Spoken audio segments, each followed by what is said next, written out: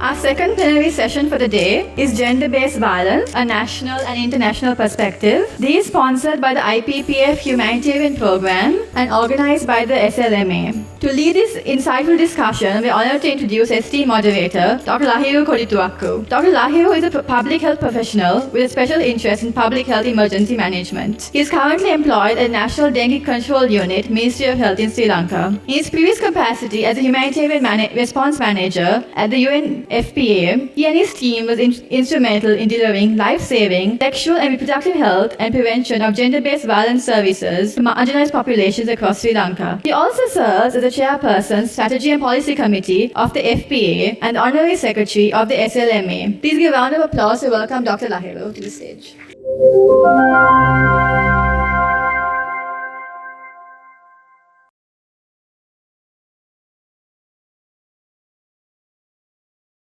Thank you, Radhika. Good afternoon, everyone. Welcome to this plenary session on gender-based violence. Have we done enough? National and international perspective. Still, gender-based violence persists. It's a public health issue in many countries across the globe. And to discuss this, I have an eminent panel of experts today, both local and international. Let me introduce them one by one.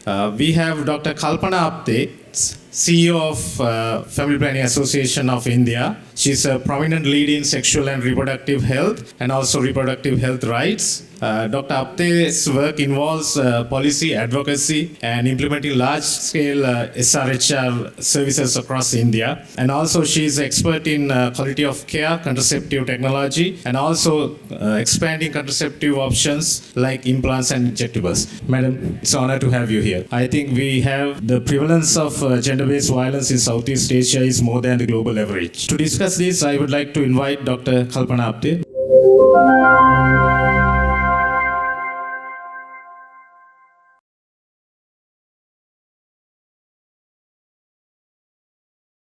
Thank you, Dr. Lahiru and fellow panelists. Good afternoon. It's a pleasure to be here and to be able to stand before you and speak about a pandemic which is largely hidden. What's the impact or what is the prevalence of any disease or any situation that when we look at the data is actually human beings, which we are unable to see and we are just looking at the numbers. Lot of terminology which sounds very different yet similar, and all these terminologies could be a little bit confusing. We as public health personnel must understand what is the impact and what is the real meaning behind coining of these terms. Sexual and gender-based violence encompass a range of harmful acts directed at individuals against their will. This is grossly underreported because the large data set do not capture the full spectrum of the concept of a gender-based violence. Anecdotes, data is not a plural for anecdotes, but anecdotal evidence is important. I think anecdotes really share where and what is happening in the community. The violence against trans persons is manifold more.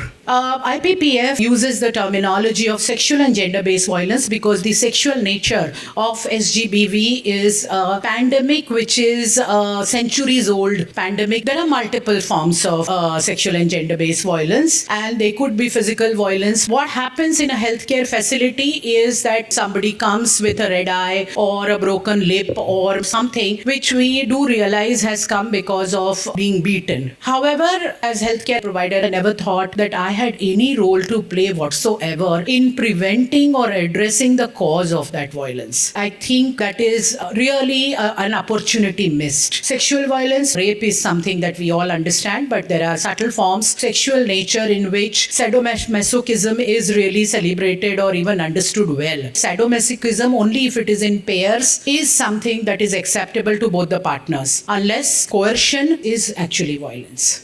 Emotional and psychological violence These are all forms of violence, and they directly impact the mental health of a person, productivity, and it undermines the self-worth. One of the most insidious form of violence. Socioeconomic violence could be because they are women, they should be paid less. You are a trans person, so you probably will not be able to do a good job. These are all subtle and very insidious biases which actually are part of violence. And of course, harmful traditional practices that female genital mutilation, child marriages, and many other cultural forms which have been accepted, sometimes abolished, are part of gender-based violence. One very important form of violence, which is the intimate partner violence. It's very horrific to sit and ponder. Particularly women and trans persons face the highest forms of violence. In many countries, sexual violence by intimate partner, male partner, is not even understood to be illegal. It's culturally accepted. The husband has a right over his wife's body, and there's nothing that she can do about it. Marital rape in India, still we are struggling to see that it should be part of, and there is a movement. It's very normal because it is upheld by the regressive laws. Women, when it is in patriarchal societies, when it is understood that woman is actually to perpetuate the family line, then how dare she say no, because sex is for not only for pleasure, but it's also to perpetuate the family line. In those kind of setups, it takes a very, very insidious and a serious kind of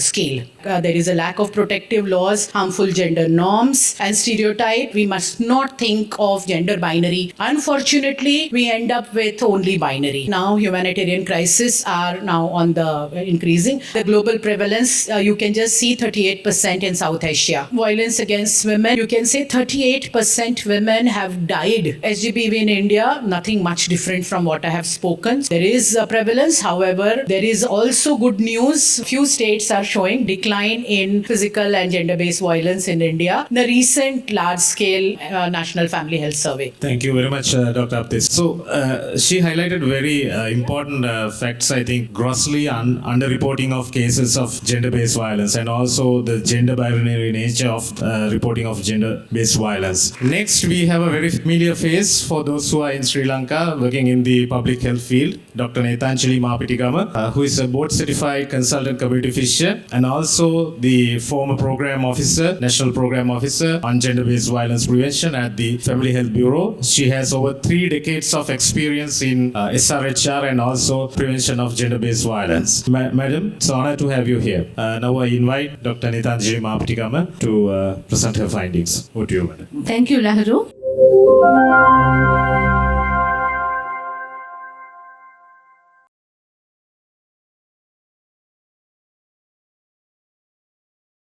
Good afternoon, everyone. Firstly, I would like to thank the Family Planning Association of Sri Lanka conference. My task today is to talk about the burden of GBV and health sector response to GBV in Sri Lanka. So, if we talk about the burden of GBV in Sri Lanka, community-based survey done in 2007 found a lifetime prevalence of 34.4%. The demographic health survey done in 2016 found current prevalence of 17%. Another study among pregnant women, the ever abuse prevalence was 38.6% and the current abuse was 15.9%. The Women's Wellbeing Survey, which was done in 2019, found out prevalence of 20.4%. The GBV care centers in hospitals called Mituru PS, Friendly Haven, has served 12,000 clients 2023. Out of them, 7.3% have been pregnant, and the public health sector have served 25,000 GBV survivors, and our hotline has received 8,750 calls. The health sector response in Sri Lanka can be categorized into prevention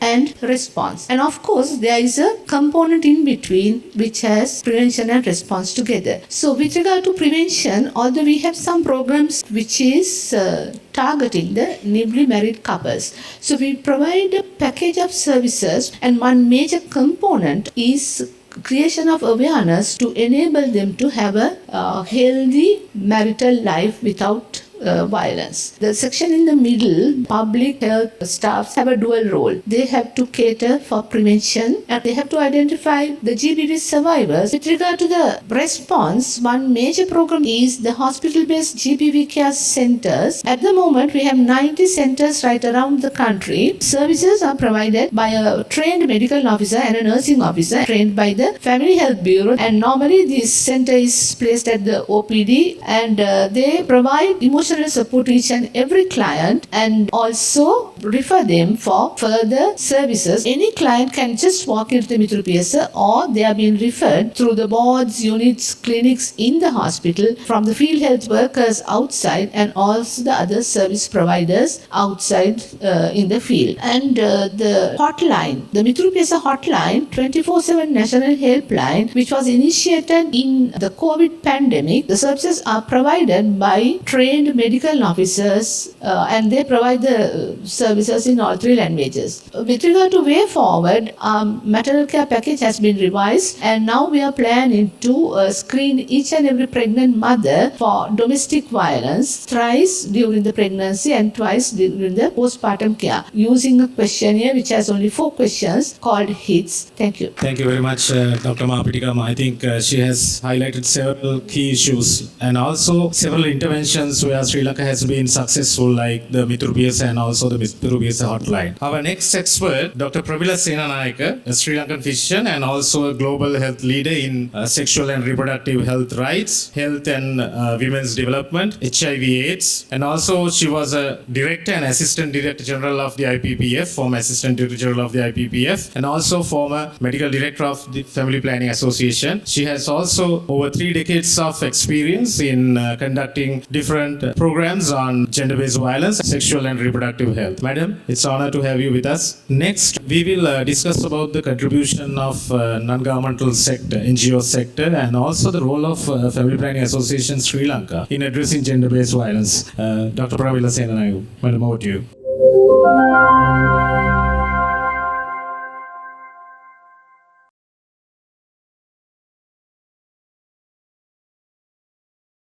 Thank you very much, Lahiru. In spite of all that's been done on gender-based violence, it is reaching pandemic proportions in our country and around the world. Now, basically, the expectation of any village girl who gets married in most parts of our country, I think, and expects to be beaten up by her spouse. So that's where we start off. Okay, the Family Planning Association is a major organization in this country, a non-governmental organization, and we have been in the forefront of sexual and reproductive health and, of course, gender-based violence. We believe it's a basic human right that everybody has gender equity. Our objectives are mainly prevention. Prevention is the norm, but if we can't, then survivor-centered support has been our aim. We have advocacy and mitigation, education and awareness creation, IEC materials, confidentiality. We have survivor-centered approaches, capacity building, and research. And we develop preventive mechanisms. Our outreach program has done an enormous amount of work. We have service delivery points scattered around the country, very much survivor-centered. Confidentiality is vital. Safety, non-discrimination, and respect are our areas that we are very concerned about. We provide counseling and psychosexual support, telecounseling and hotline support, training and awareness of the programs for both survivors, for the clients, and also for the providers. Peer education programs, training of health workers, capacity building are all part of our work. We work with male participation, and we also have developed street-level dramas to get our message across. Our advocacy interventions are many. We partner with organizations like Women in Need. We are an NGO, but we have to work in partnership with other NGOs, but also we work with government sector, the education and health sector, etc. We have developed SOPs, training of staff, IC materials, and we also have been part of a 2-day conference. We also work with Equit Sri Lankan Trust. We have worked with them in 4 province levels meetings and a central meeting. Members of the Ministries of Health and Education, the police, the military personnel, psychiatrists, and members of the LGBTIQ community. We have also worked very closely with Yawana PSA and Mituri PSA. They are a hospital-based program in the Jayawardhapura Hospital Yavana PSA is the youth arm of the Family Health Bureau. Train young people in getting to know their bodies, in partnerships, and about relationships. Our outreach programs strengthen referral pathways and support networks for survivors. There's a booklet called For First Responders that highlight referral pathways. We map out service providers in an emergency.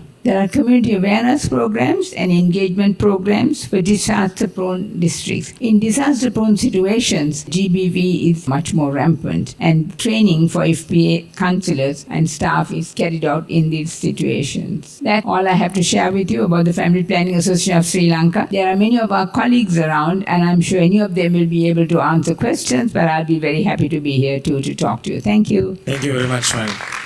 Thank you very much for highlighting, I think, two key areas when it comes to prevention of gender-based violence and also providing services for survivors of gender-based violence, privacy and confidentiality. Thank you for highlighting those two key areas. Thank you very much for the insightful session. Let's give a round of applause to the panel.